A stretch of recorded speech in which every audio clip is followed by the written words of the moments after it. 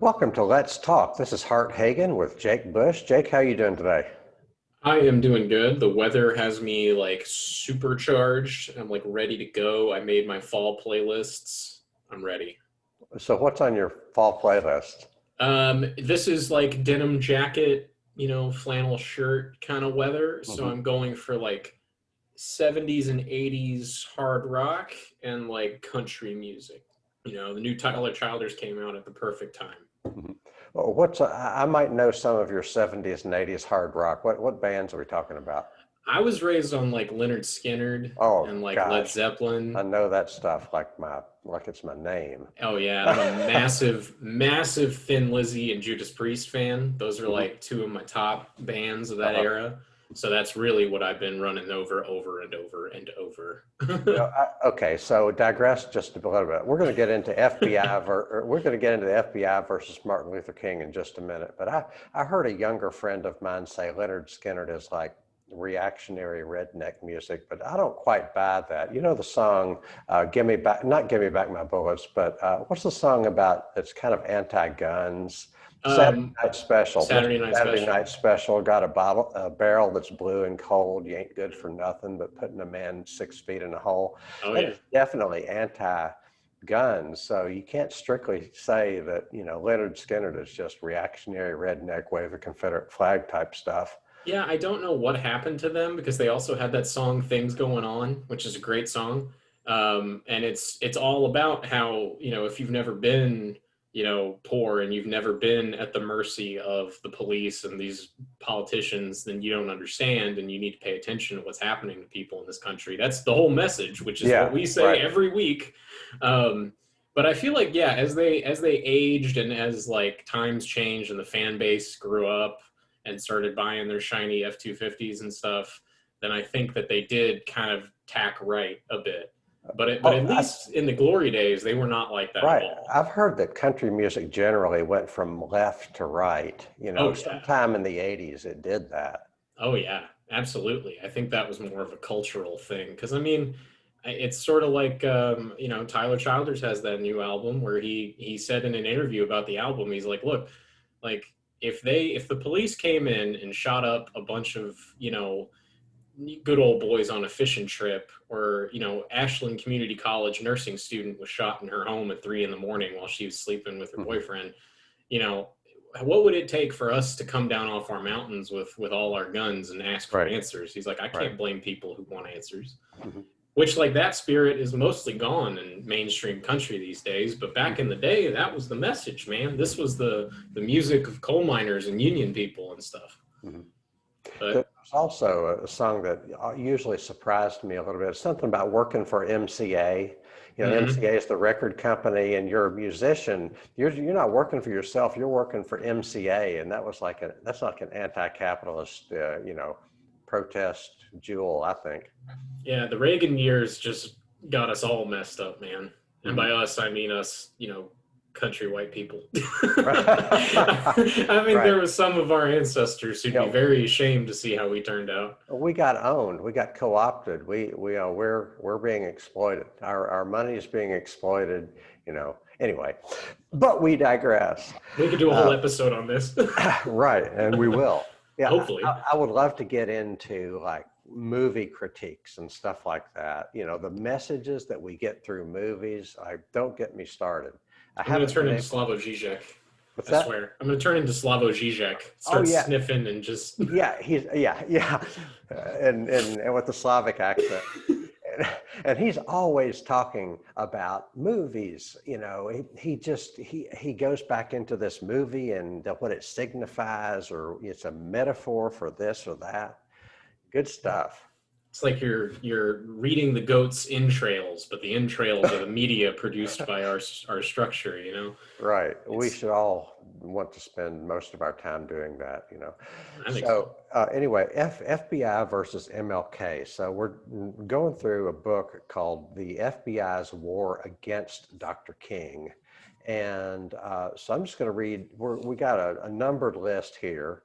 And I'm just going to read the first bit and go from there. This is this show is about a book called "The FBI's War Against Dr. King." And by the way, the book, most of it is just stuff you can find on the internet, but you can get it as a book with Kindle, or it's on an audio book. It's the only reason I know anything about it, because I can't read. I can only listen. I have to have stuff read to me. But and you have to get Kindle and Audible from Amazon, which is tragic and terrible and criminal. But yeah, I'm in that ecosystem. Anyway, it is based on a report by the Church Committee, a congressional committee in the 1970s that investigated the FBI's work against Dr. King in the 1960s. Why don't you read the next paragraph, Jake?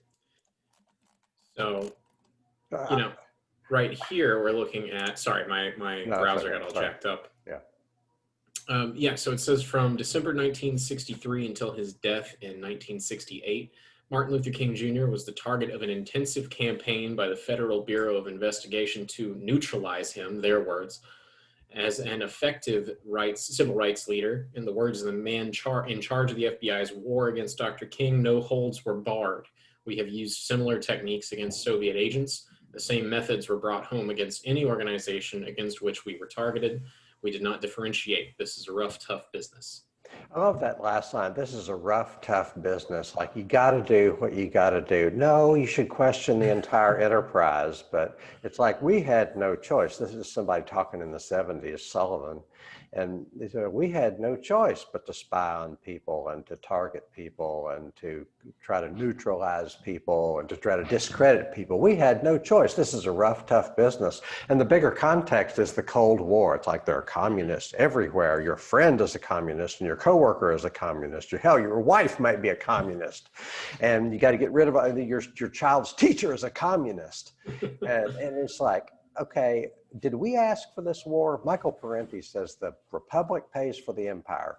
We, the people, pay for the empire with money, and we pay for the empire with democracy. The more empire we have, the less money we have, and the less democracy we have. Don't get me started. Well, I don't have to get you started. That's the thing. Yeah, right. Yeah, you're just my foil. You're the self-starter here. Right. So we're gonna go through this item too. What else was going on in the country and around the world? So, starting in 1945, we didn't have to declare war on the communists, but we did. The people falsely believe and claim that it's Soviet aggression, that the Soviets wanted to take over the world. And maybe there was some of that rhetoric, but that did not mean we had to escalate. And we escalated that, the stronger, between two people who are party to a potential conflict, one has the power to make peace, and that is the stronger party, especially when you had them outgunned 10-1. Plus, there was a previous history of us invading them. And, like them or not, they might have the right to defend themselves against aggression. What am I missing? Well, I think that one thing that you got to keep in mind, just a bit of irony, which, hey, you can point out hypocrisy all day, but it doesn't really mean anything. But it is, I think, worth noting that, like the Leninist doctrine that he stood on was, and we're not talking about Lenin, this is after Lenin, but still the point stands that he was all about the self-determination of nations and self-determination of working people. That's not really something that the United States was really interested in protecting. No. They had really, we very much were the belligerents in most of these conflicts. Well, let's look at the definition of totalitarianism. So it's the Hitlers and the Stalins that are supposed to be totalitarian, but totalitarian means a desire for a worldwide empire. That's kind of one definition of totalitarian. And there's this sense that we have to bring democracy to the world. Of course, it's our version of democracy. It's authoritarian democracy. It's capitalist democracy, where you put a lot of power into a very, very, very, very, very, very, very few hands. And so, we have this evangelistic desire to say we didn't want to impose our view and our way of life on everybody else. And it's it's worth noting that this is sort of a revival of the white man's burden, right? That this idea that it's our job to tell the rest of the world what's best for them and to alleviate their suffering and remove the yoke of oppression off of their shoulders. That's sort of the model ideologically for the way that we viewed the rest of the world in the Cold War, but it is also a model for what we turned back around internally on African American populations during the Civil Rights Movement. You know, this idea that they were being misled by the civil rights leaders like MLK or like, you know, Malcolm X. You know, that was really a common talking point, that The everything last was thing you fine can until they do riled is us up. the last thing you can do is let people collectively think for themselves, you know? Right. Because then you don't have any say in the way that they organize themselves, the way they So engage you're politically. saying when we have that paternalistic attitude toward other nations, the powers that be, the white male powers that be, have that same paternalistic attitude toward the civil rights movement. I think so. I mean, everything in an empire that we project outwardly from our national borders gets turned back around internally, one way or another. You know, you see this with the surveillance state under Bush. You see that with incarcerations under Trump. That everything that you do at or outside of your borders, you're going to start doing it inside of your borders sooner or later, unless you dismantle that apparatus and you make some real reckonings with that ideology and what it leads to. I couldn't agree with that more. It's not obvious. So what could we say to make it like more obvious? What, persuade me that if we use our weapons on other people, they'll be used against us. If we use surveillance on other countries, they'll be used against us. Well, for one thing, it's already been done. Like, I mean, you don't even really have to persuade in the abstract because we already have evidence that it's happened. But, you know, if we want to talk in the abstract, then I would just point out that what you have to develop is this national identity as a nation under siege and a nation at war, right? It's sort of an analogy of being in your castle and having to go out and fight these encroaching powers that are coming toward your castle. But then what if you start feeling like people inside of your castle are sympathetic to those on the outside? What if you start to feel like there's disunity in your ranks? Well, then you're just going to have to turn back around and turn the spears inward, you know, if we're sticking with the castle metaphor. And you have to lock up those dissenters because any disunity in war leads to a broken front. So if you do view it as a war, which they obviously did, it was the Cold War, and nowadays, it's very much portrayed as this war on Islamic terrorism, on encroaching, people from the global South, this sort of thing. If that's the way you're treating it, then you're going to start treating the people inside of the country the same way. And if anybody voices dissent, they will be seen as breaking ranks, which you have to punish. Yeah, and one part of this scenario is perpetual war. The Martin Luther King was targeted because he was seen as a potential enemy, because he was potentially being influenced by the Communist Party USA. And if it calls itself the Communist Party USA, it's obviously, I mean, there might have been some real connections between Communist Party USA there were, but if that only matters if it's a war mentality, if they're the enemy, Right. And we chose that war. Right. And it's that way, like, you know, there's a reason why if you're on the playground and a big kid and a little kid are in a fight, the big kid's probably going to deserve a little bit more punishment because you don't have to fight that kid, man. You know, even if he mouthed off just a little bit, what are you really proving here? You're the one with the power in this scenario. So then when it escalates, I believe that it always should fall on the one with the most power. So what you're saying is that we, the people, the actual people, not the fake pretend consensus, but the real actual consensus, we need to be concerned about being indoctrinated into something that says somebody else is the enemy, because those weapons will be turned against us, those surveillance tools will be turned against us, et cetera.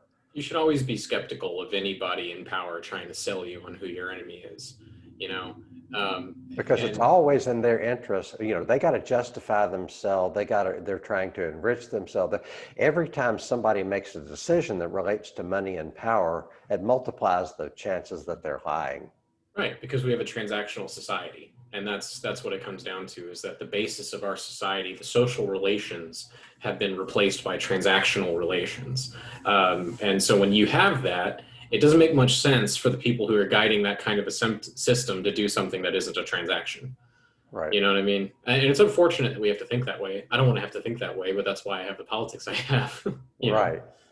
So we've talked a little bit about the big picture in which this is occurring, and you know, so this is the night. If you're just joining us, we're talking about the FBI's war against Dr. King, which is, you know, there was surveillance, there was an attempt to neutralize Dr. King, there was an attempt to destroy his credibility, and one way that they did that. We could talk a little bit about what they were actually doing, but let's talk about a little bit about item 5 here, FBI's attitude toward Dr. King. So the FBI's director was J. Edgar Hoover. He was the director of the FBI for the first 50 years of its existence, from 1921 to 1971. And it says here, in 1970, Director Hoover told reporters that Dr. King was the last one in the world who should ever have received the Nobel Peace Prize. He's not saying this to his office buddies or his underlings or in a private conference. He told reporters that Dr. King was the last one in the world who should ever have received the Nobel Peace Prize. Shortly afterwards, Time magazine chose Dr. King as the Man of the Year, an honor which elicited Director Hoover's comment that they had to dig deep in the garbage to come up with this one. And then at the August 1963 March on Washington, Dr. King told the country of his dream that all of God's children, black men, white men, Jews and Gentiles, Protestants and Catholics, will be able to join hands and sing in the words of the old Negro spiritual, free at last, thank God Almighty, I'm free at last. To which the SBI's Domestic Intelligence Division described this demagogic speech as yet more evidence that Dr. King was the most dangerous and effective Negro leader in the country. It's not personal, right? No, it's not personal. I think that the more we've learned about Hoover over the years is that he very much was a Nixon-like figure, this sort of like crouched and, you know, bent over, paranoid, just hiding in the shadows type of person who would brood over every potential grudge and brood over every potential, you know, enemy who could arise. And I think that it's just sort of evidence more so that Dr. King was some sort of demagogue or like some monster or something. I think it's just evidence that Hoover himself was a deeply paranoid and hateful man, more than anything. But yeah, and this is, you know, this shows, I mean, you got to be careful who you give power to. And you got to be careful if you have a structure, a power structure that gives a lot of power to a very few people. We were taught that we didn't have that, you know, checks and balances and all that. And some people still believe that. You know, many people still believe in the system such as it is, that it needs gentle reforms and tweaks around the edges, but it's not fundamentally flawed. But we had and have a system that gives a lot of power to a very, very few people, and the likes of J. Edgar Hoover, paranoid, delusional, and psychotic such as he was, he had a lot of power to surveil people, to spy on people, etc. yeah, it looks like the Attorney General in 1924 made him the active director of the Bureau of Investigation, and Calvin Coolidge was the one who appointed Hoover as the fifth director of the Bureau of Investigation. And none of this was voted on. Yeah, right. And so when we say, like, who do we give power to or who you give power to, we're speaking specifically about the people that we elect. We're not saying that the people elected Hoover, because we didn't. You know what I mean? Nobody had any say on this. And by nobody, I mean like nobody in the general voting public had any say over a man like J. Edgar Hoover being given that much power. But in theory, we have a democracy. In theory, we elect representatives. In theory, we elect a president. We elect Congress. In theory, the president, in theory, J. Edgar Hoover is underneath the president in the power structure. The people elect the president appoints the director of the FBI. The Congress controls the funding of the FBI. So in theory, that is all subject to democratic control and oversight. In theory. But when they're all Was that my unified, key phrase? yeah. I mean, if they are, operating on a project that is bipartisan and is in the interests of all of the elites of the country, whether Democrat or Republican or whatever, then I think that it's pretty fair to say that they're going to be given as much leeway as possible. Unfortunately, I mean, there's a reason why court cases continually rule against working people over and over in this country, and that's because no matter how progressive, quote unquote, or liberal a judge or whomever may be, they have a vested interest in strengthening their class position. So all that democratic oversight. So what gets lost? This is worthy of spending a couple of minutes on. What gets lost in between democratic oversight and an out of control, paranoid, delusional dictator type, such as J. Edgar Hoover? What gets lost in the process? And where's the missing link in between democracy and actual public policy that we would all approve of? The power to enforce would be what's missing. I think that it's the power to enforce that is always missing when we have these sorts of discussions, even if it's about police brutality here in Louisville, when we talk about, court decisions or anything like that.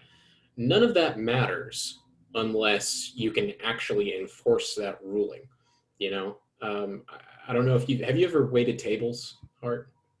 Yes, I sure have. Okay, so do you know how many labor laws your employer broke when you were serving tables? Because I guarantee it's more than one. Okay. I know when I did, it was all the time. It was constantly breaking labor laws. But what does that matter if you can't do anything about it? If you have no way to enforce, even if you go and snitch, if there's no enforcement, then none of that matters. So there may as well not be a law on the books. You see what I'm saying? So that's the same thing when we talk about like oversight of the police by community organizations. Like I know people in Louisville have said that, and a lot of the times they mean really well when they suggest something like that. But the thing that they're missing is that if those community oversight boards or whatever it may be have no enforcement power and have no control over the purse strings or anything else, what does it matter? You're going to tell them they were wrong. They're going to say, no, we weren't. And they're going to keep doing what they were doing. So there's the ability, there's, as a practical matter, who gets to enforce.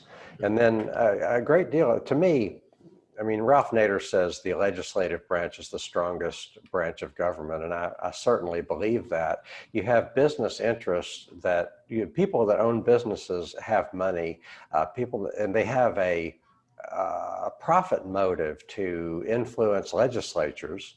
So they erode labor laws. They, whatever, over the course of time. And here we are. Right.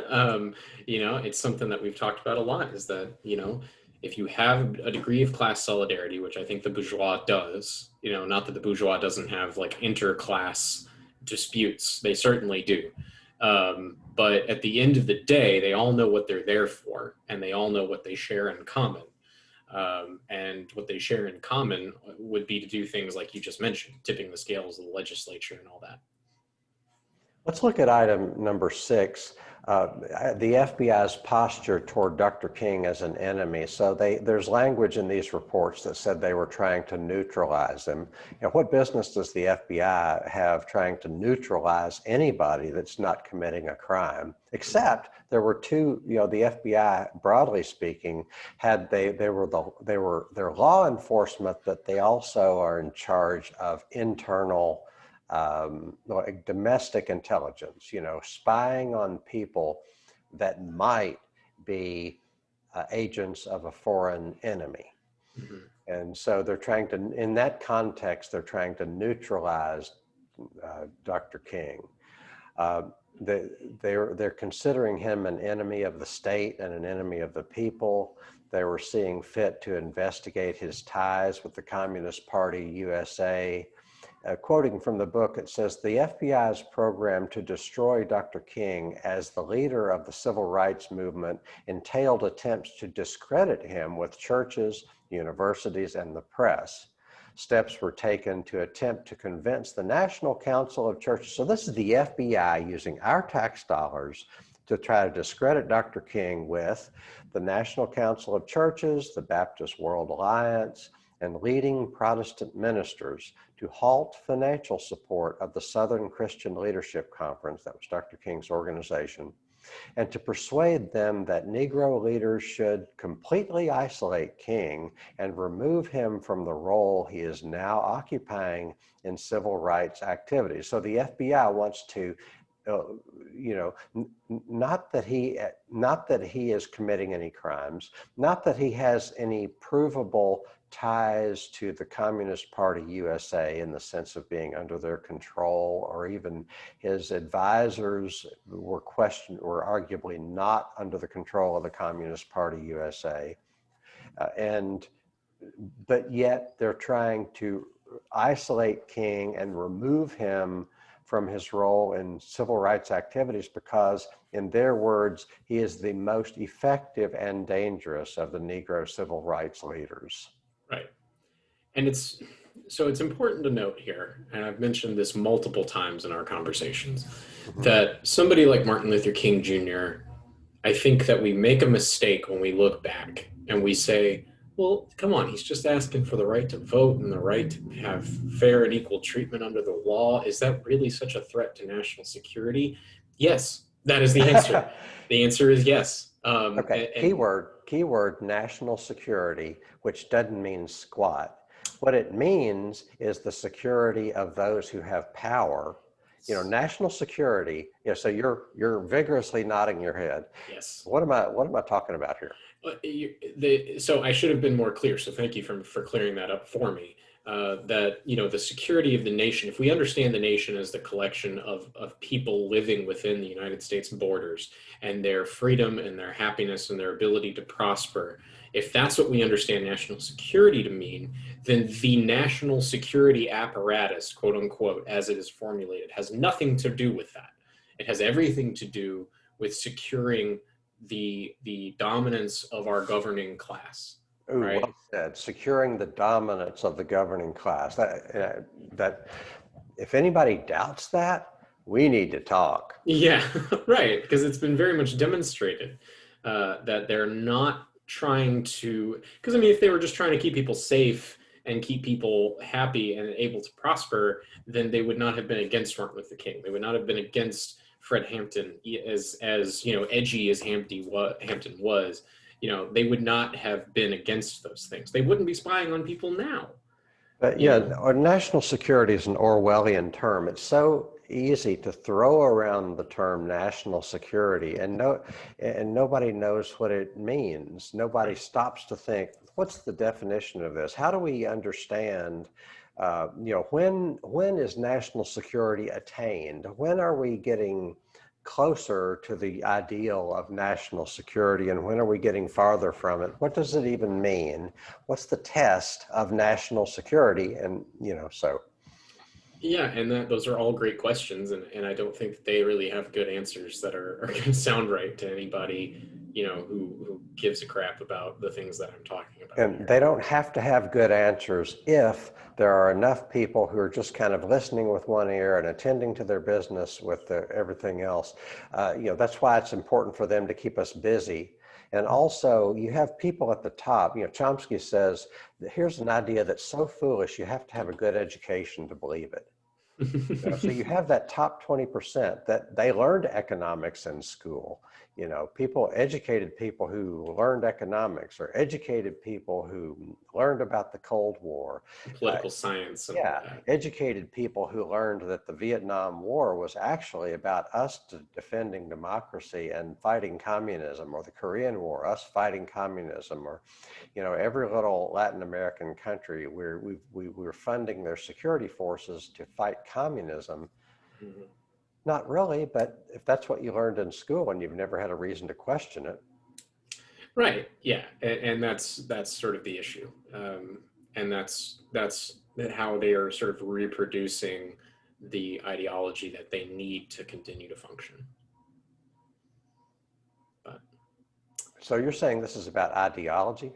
I'm saying that that ideology plays the role in sort of formulating people's consent, that formulates people's understanding of the situation and their willingness to participate.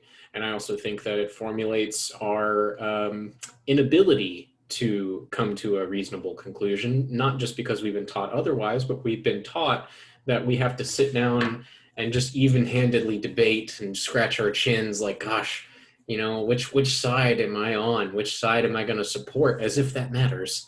Uh, you know, it's so funny. I had a conversation with my mother yesterday, actually, about how some of my family members in Hardin County are just so frustrated that people on my side of the debate over like Black Lives Matter and police brutality, you know, how like, well, nobody will even have a discussion anymore. Nobody will have a debate anymore. And like, you know, all these riots and stuff, that's not productive. And I just want to shake them because I'm like, you know, your personal opinions and your personal feelings mean jack and squat. You know what I mean? Your personal comfort with this means nothing. What matters is where you are in this social relation and what you're doing about any of it, you know? And I think that you know, I think that people get caught up in this all the time, that we have to have this sort of like hemming and hawing and you know, rubbing our hands and trying to figure out like, gosh, who was right and who was wrong, when really it doesn't matter what you think. So if you're saying people's opinions don't matter, I agree. What do you mean by that?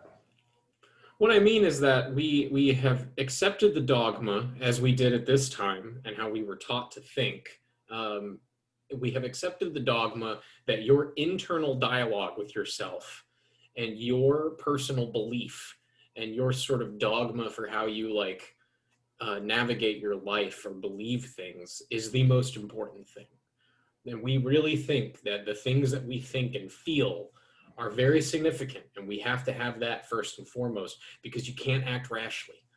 You know, I can't support this movement or that more movement materially until I have personally sat down and scratched my chin and made the decision, yes, this perfectly fits with my moral beliefs and all of the tactics are good, and I fully support all of them. When really you have to start to question, what does this do to the social fabric of this nation and my neighborhood and the people I care about? What does this mean?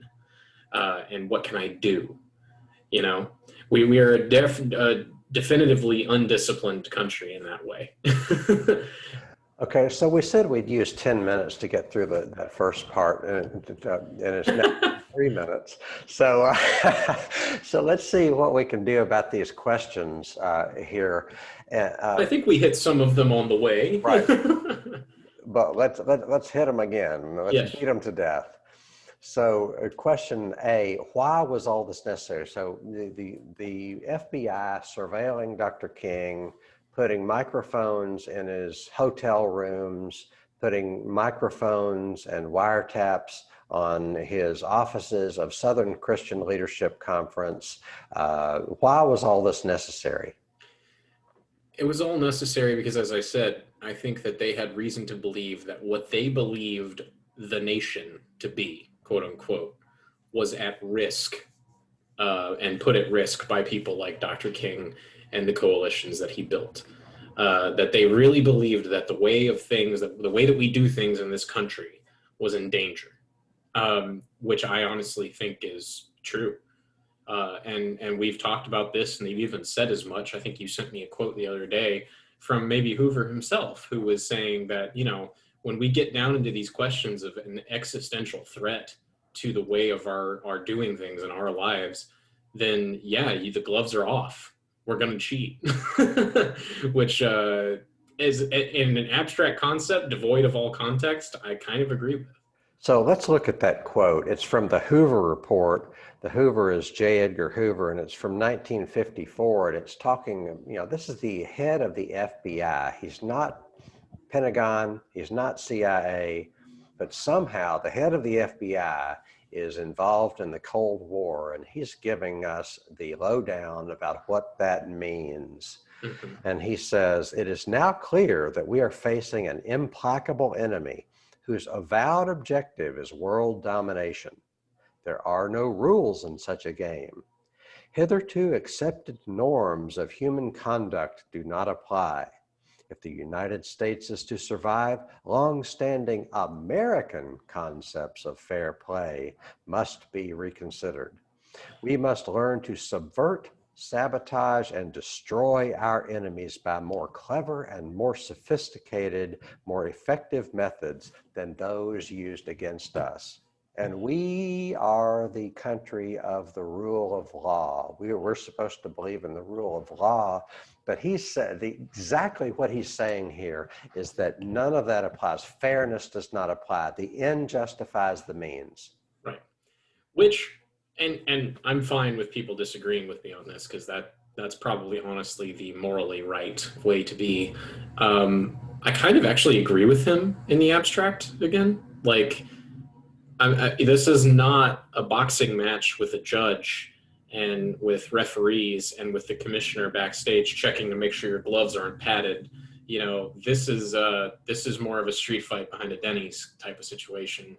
You know what I mean? With broken glass on the ground and everything else. Where did the street fight come from? Well, Who started it? Anyway. It certainly was not started by Dr. King. It was certainly started by the people, very much like J. Edgar Hoover, who lynched people like Dr. King, and who had constructed the law in such a way that Dr. King and people like him were not allowed to participate in our society in a fair and just way. And when you are in that situation and the deck is firmly stacked against you, then I can fully understand people who say, yeah, no, this is not something we can fight fairly about, because the deck is fully stacked against us. So the whole premise of this is that we are in a war.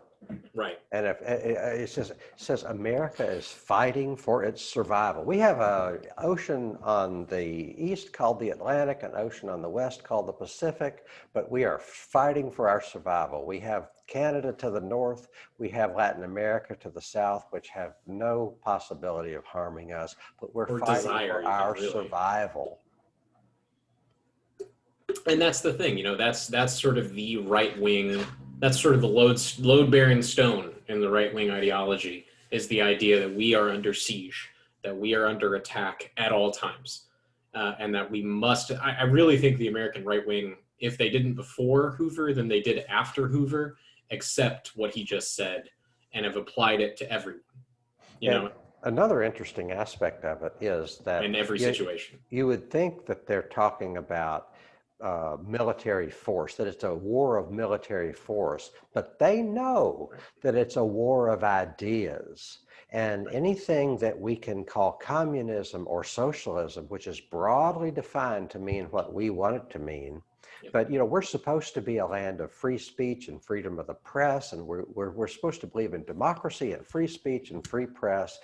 And none of that matters here, because we are making war on people because they follow the wrong ideas. Right. And I would say that is a lesson to any and all liberals, centrists, sort of quasi-libertarians, any of you who are nervous to throw in your lot with the far left or whatever else. They're going to call you a leftist too. It doesn't matter if you are one. Well, Obama was a leftist, right? Obama was a socialist. Right. Amy McGrath is the farthest left-wing person in the state of Kentucky. That is almost a direct quote from a Mitch McConnell attack ad. Okay? He will say it about anyone, just like any right-winger will say it about anyone. And it's WWE. It's not. It's a contrived contest. They're serving the same people. Right. McGrath and McConnell both are serving the people that want for-profit health care and want to increase the defense budget. Right. But it doesn't matter. Like, people always try to see they see things like this and they try to get the gotchas and try to be like, well, actually, Amy McGrath is really right wing, or they'll say exactly what you said. But it doesn't matter. That's not the point. The point is that they're going to say it about anyone, so you may as well be one. Right. You may as well. It doesn't matter. You know, that was sort of the argument that Bernie Sanders was too far left and the Republicans will run all these anti-socialist attack ads. Well, they're running the same ads against Joe Biden, so it doesn't really matter, does it?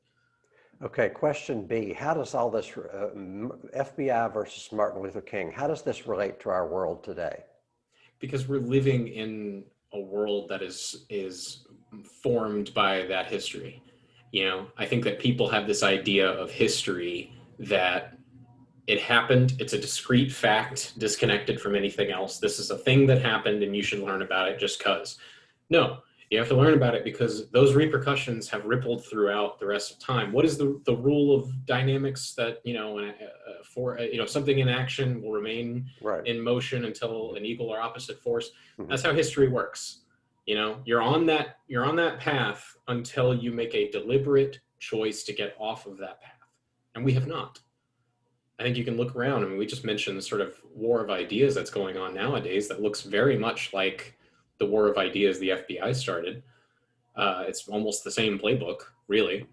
And I think we're still living in a society where, you know, you can try to make some fairly obvious, in some cases even banal points about how things should be better, and you will be jailed for it. You will be, you know, publicly slandered for it, you know? And if that doesn't change, and that hasn't changed, then I think that it's very important that we understand some of these major pivotal points like this, because So it's still a world where the rhetoric and the reality are very different. There's a rhetoric absolutely, about freedom. I was reading about 5 minutes of a Tom Clancy novel the other day, just for the heck of it, as long as I could stand it. right, And all this rhetoric about these Navy SEALs are defending our freedoms. I mean, what freedoms and what are they right. defending really? All due respect to people in the military, but we should respect all people everywhere. We should thank everybody for their service to humanity, not just people wearing a uniform. Yeah, I How does mean, this relate to our world today? I'm sorry, go ahead. no, I was just going to say, like, I frankly respect the people who, you know, grow mangoes a great deal more because I like mangoes and I eat them. But as far as I know, in my lifetime, not an ounce of blood has been shed by our military in my interest. You know, okay, so you're supposed to say thank you for your service. I think that person wearing a uniform should thank us for paying our tax dollars for their college tuition if they run an ROTC scholarship. They should thank us for paying their salaries to do a job that I can think of 1,000 other jobs need to be done more. I mean, Yeah. don't tell me I should respect the military if respect means worship. You know, Yeah. respect taken to an extreme means worship, means blind obedience. Right. And just sort of giving them carte blanche, like you can just go and do whatever you want in the name of my freedom, and that's fine. But again, that's that sort of blind obsequiousness to our national norms and Mhm. our way of life, the American way, is how honestly things have just remained the same. You know, I get so frustrated. I mentioned how my family had these very bizarre points to make that really weren't helpful at all, and it just really got me a little bummed because I'm like, gosh, these people have no idea what it's like. They have no idea what's happening, you know, and not just in Louisville, but just the world generally. And how can we expect things to change when that mass of people is just blindly following, you know? So you're saying that on average, people don't know very much. Yeah, I would say that's a pretty safe assumption. And unfortunately, that's just how humans are. I don't think that we're ever going to get to a point where, you know, 70% or 80% of Americans will understand the things that we're talking about. But I would like to get to a point where it doesn't really matter what people know or believe. It matters more of how they relate to one another. So it says, how does it relate to our world today? And I just want to say that the tools of surveillance have changed. Yeah. So that's the main thing that has changed, is that the government has, the government and the private corporations that own the technologies. I mean, a lot of this stuff is gathered at the behest of the government, but it's in the hands of private corporations that have our personal information. Plus, all this public policy relating to what Google and Facebook can do with our private information. All that is government. It's like government doing what it does to benefit. It's picking winners, benefiting a few corporations that can then use that valuable information to enrich themselves, and sometimes at our expense. Yeah, and if I may transition to or segue us to our next point, it says what has changed and what is the same. That's a question that you prepared for this. There's you have Netflix by chance? I promise this is relevant. Yeah. There is a documentary out called The Social Dilemma. And it entirely is about the way that social media is constructed as a data collection and surveillance tool. It's very informative in that way. I don't really agree with everything they say as far as their prescriptions, but the description is good. And what that illustrates is that, as you said, surveillance has become a much more sophisticated endeavor than it was in the days of MLK and Hoover. And I think that we have to ask, what has changed is that things have gotten even more sophisticated. And what is the same is that they are being used for the same purposes, which should alarm everyone. And I think that also what has changed, and maybe I'm speaking out of turn here, but I feel like maybe our society has much, much weaker social bonds than it once had. That I think that on average, Americans are more alienated from one another now than they ever have been.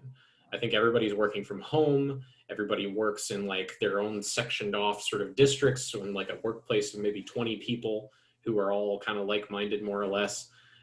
Whereas when we were still an industrial nation with industrial facilities being like a major part of our workforce, people were much less alienated. So alienation is a big concept. Yeah. What are we talking about? We're talking about the people having no real connection to another person, no strong social bonds connecting them. That what happens to a worker on a strawberry farm or whatever has no real bearing on my life outside of the fact that I eat strawberries. That I have no connection to that person. I don't know what they're doing. I don't know what their life is like. They have no knowledge of me. I have no knowledge of them. I would be alienated from that person. The only connection I have through that person is transactional, in that I buy strawberries and they pick them. And look at the workplace. Most of us work in businesses where our sole function is to make a profit for the employer, and everything else is details. How dehumanizing is that? How alienating is that? The bonds are superficial. Anyway. Yeah, communication is purely work oriented in those spaces, that you have no real connection or bond to that person outside of the workplace. So I'm alienated from those people at a real fundamental level. And that's scary. Another aspect of to me, alienation goes hand in hand with purposelessness, the purposelessness of our work. Our work has a purpose, but it's only to make money for somebody else. It's not, we don't get to choose what we get to create at work and that kind of thing. So anyway. Well, now we're getting into Marxist critiques, and as we have learned, those are dangerous. Oh yeah, you can't do that. No, because anything Marxist is the enemy of the state and an enemy of the people. Precisely. So item D, do we need reform or revolution? Well, I think you know where I stand on that. I think that reform at this point is maybe even somehow less plausible. Because I think we've seen that even when people like Dr. King were trying to reform the system and change laws to allow the society to functionally kind of remain the same, but be more open, that was met with murderous intent, literally. Right. And the same murderous intent would be directed toward a revolutionary program, as we've seen. That people were So you're saying the powers that be don't want reform? no, they have no desire for reform, and if anything, they would probably welcome you trying to get some reform at this point because it means that you're not spending your time on the revolution. Ooh, ooh, that's good. Frankly, Hmm. I think a lot of So you're lefties saying their purpose is to keep us busy and distracted? right. Yeah, I think that you'll see these superficial things, these superficial reforms, sometimes that do have indeed real impacts on people's lives. I'm not going to say that Hmm. reforms mean Right. nothing, Right. because it's not that. But I think that a lot of the time you have to ask the question, why are they not putting up as much of a fight? Because sometimes they don't put up as much of a fight. And you really need to ask, why are they as open to this? Right. And it's because you're not asking for enough. You set the negotiation a little too low. Hmm.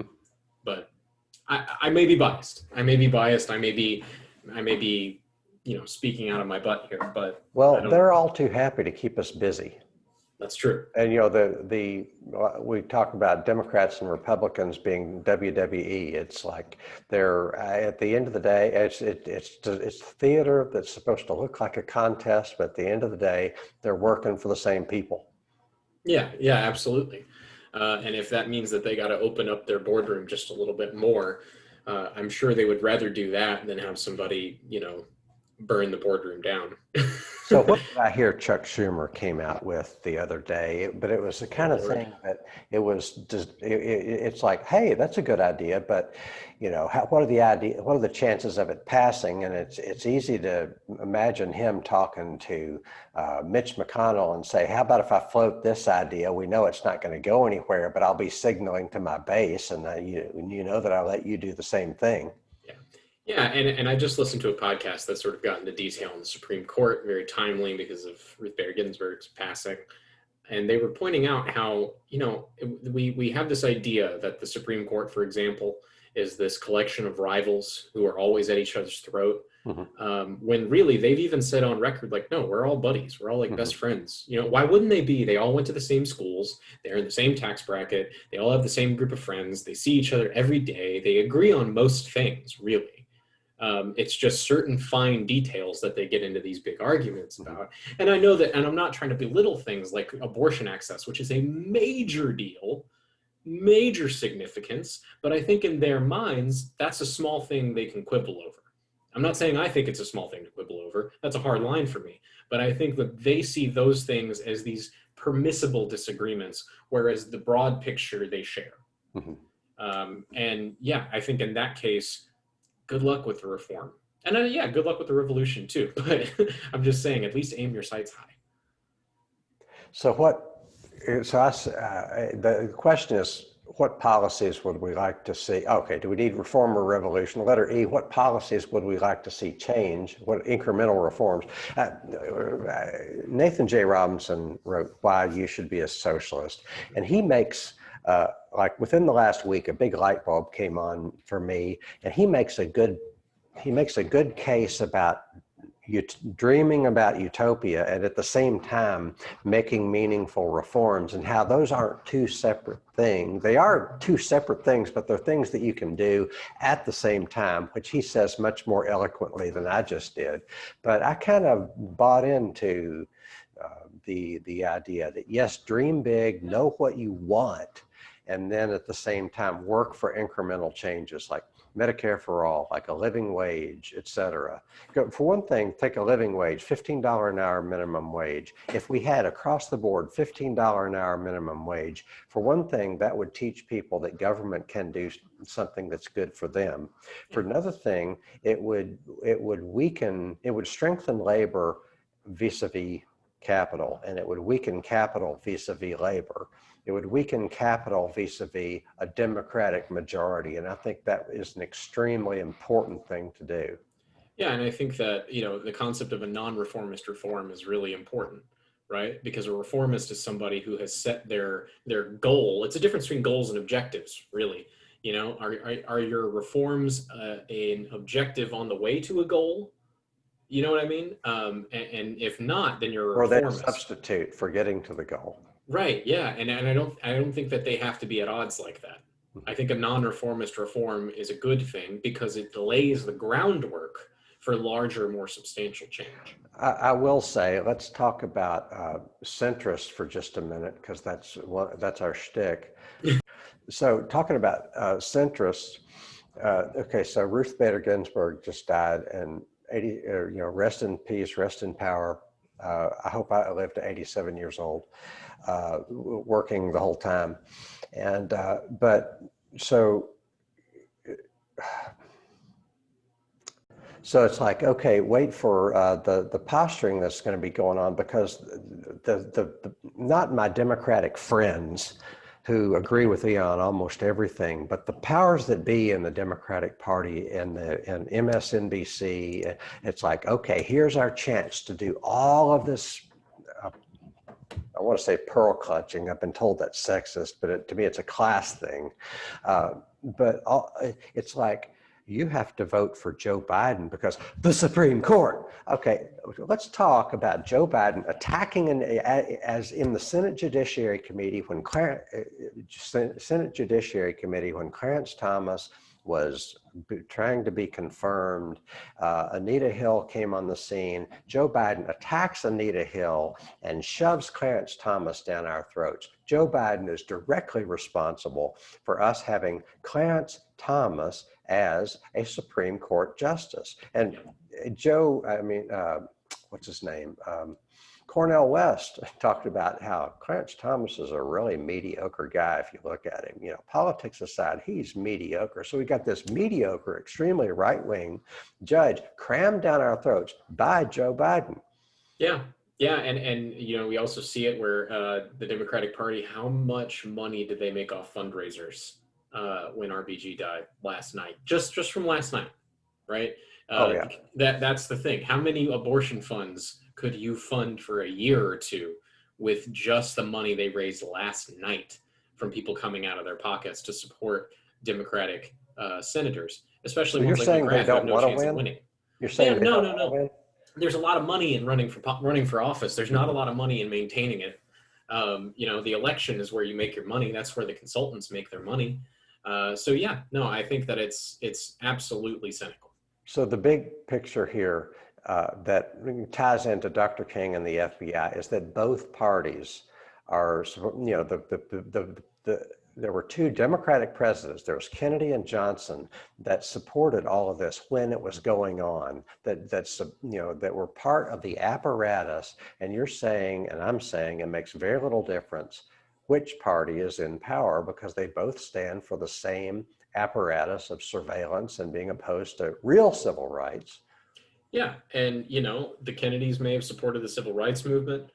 Ruth Bader Ginsburg, rest in peace, may have supported abortion rights, but they were going to the same cocktail parties as Antonin Scalia and J. Edgar Hoover. They were going to the same colleges as those people. They were all profiting off of the same war machine as those people.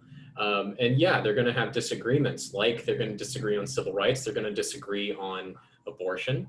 But anti-abortion sentiment and anti-civil rights activities are all connected to the very structure that both parties support. So if anything, I think liberals are a little delusional that they don't understand that these things that they support are actually counter to the ideology that they claim to be a part of with this patriotism and supporting national security. Because if you can't see the connective tissue there, you're missing it. Okay, that's a great place to end. Thank you so much, Jake, for joining me. This has been an episode of Let's Talk, and we've been talking about the FBI versus Martin Luther King. Have a great day, Jake. See ya.